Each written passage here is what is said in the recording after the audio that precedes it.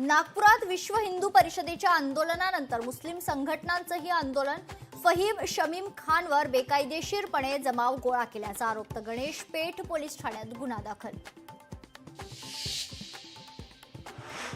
नागपुरात 11 पोलीस ठाण्याच्या हद्दीत संचारबंदी कायम. संचारबंदी परिसरात अत्यावश्यक कामांना सूट, तर शाळा दुकानं आजही बंद असणार. उर्वरित नागपूरमध्ये जनजीवन सामान्य. मेट्रो, सिटी बस, एसटी सेवा पूर्ववत.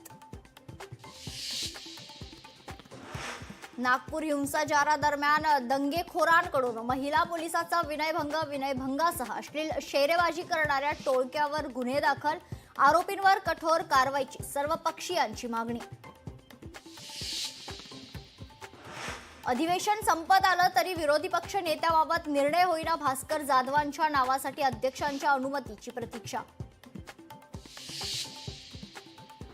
कोल्हापूर जिल्हा सत्र न्यायालयाने प्रशांत कोरटकरचा जामीन अर्ज फेटाळला. आता नागपूर आणि कोल्हापूर पोलिसांपुढे प्रशांत कोरटकरला शोधण्याचं आव्हान. सातारा जिल्ह्यातील बावधनमध्ये बगाडचा उत्साह. गुलाबी रंगात संपूर्ण बावधन गाव रंगलंय. सोबतच संपूर्ण ग्रामीण भागात आज रंगपंचमीचा उत्साह.